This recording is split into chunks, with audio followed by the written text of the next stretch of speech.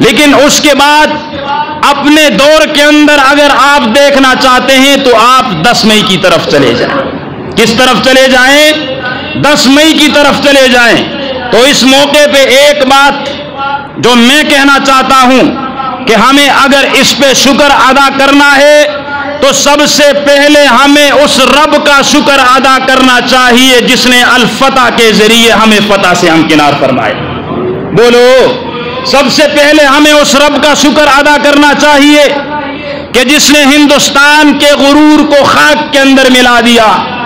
سب سے پہلے ہمیں اس رب کا شکر ادا کرنا چاہیے کہ جس نے افواج پاکستان کے ذریعے پاکستان کو وہ قوت عطا فرما دی ہے کہ پوری دنیا کفر کے سامنے آج اگر ایک ملک کھڑا ہے اور ان کے دل و دماغ کے اندر وہ کھٹک رہا ہے تو وہ پاکستان ہے.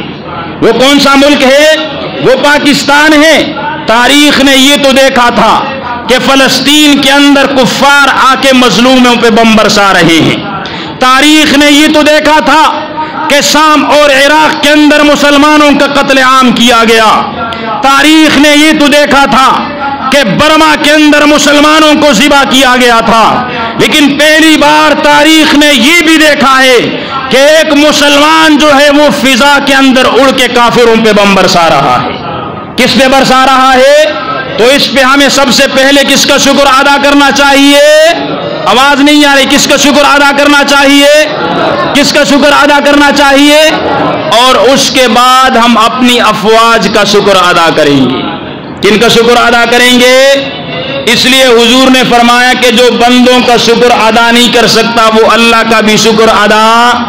ہم ان نوجوانوں کو سلام عقیدت پیش کریں گے کہ جو اپنی موت پہ دستخط کر کے میری اور آپ کے کل کے لیے اپنے آج کو قربان کرنے کے لیے نکلے تھے. اور ایک بات یاد رکھنا کہ پاکستان نے صرف ایک جنگ نہیں جیتی.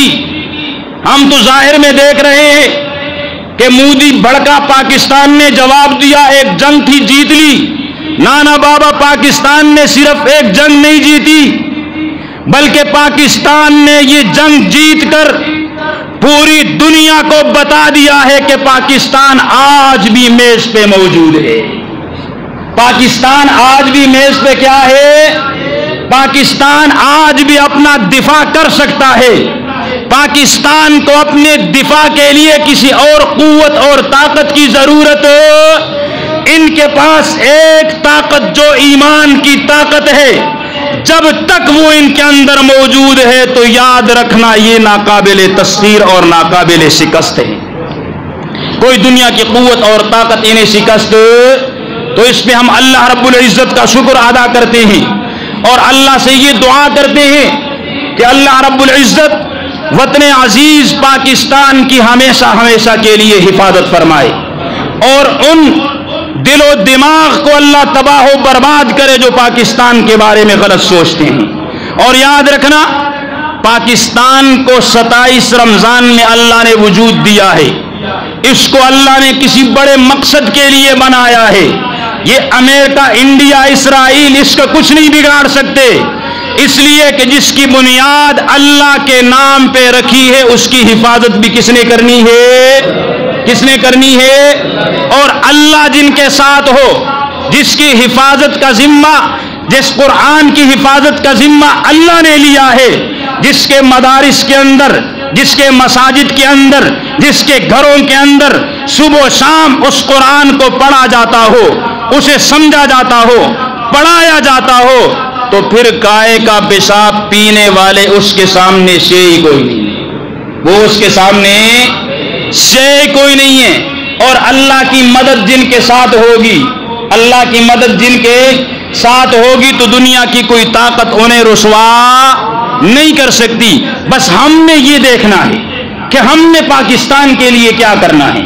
ہم نے اپنے ملک کو جو ہے کس انداز میں آگے لے کے جانا ہے. اس کے لیے ہمارا بنیادی جو فرض ہے وہ یہ ہے کہ جس مقصد کے لیے اس ملک کو بنایا گیا ہے ہمیں کوشش کرنی چاہیے کہ اس ملک کے اندر اس مقصد کا نفاذ ہو. اس ملک کو دنیا کے اندر اگر دینی لیول پہ دیکھا جاتا ہے تو ہماری مساجد آباد ہونی چاہیے، ہمارے مدارس جو ہے وہ آباد ہونے چاہیے، ہمارا جو معاملات ہے وہ اسلام کے مطابق ہونے چاہیے، ہمارے اخلاقیات جو ہے وہ اسلام کے مطابق ہونے چاہیے۔ اگر ہمارے یہ اعمال، اقوال، افعال اسلام کے مطابق ہوئے اور اللہ پہ ہمارا پکا یقین ہوا، ہم اللہ کے احکامات کی پابندی کرتے رہیں، تو یاد رکھنا جیسے آج اللہ نے فتح دی ہے، آئندہ بھی انشاءاللہ اللہ ہمیں فتح سے ہمکنار فرمائے گا۔ جو کچھ کہا سنا اللہ پاک سمجھنے اور عمل کرنے کی توفیق عطا فرمائے۔ وآخر دعوانا ان الحمدللہ۔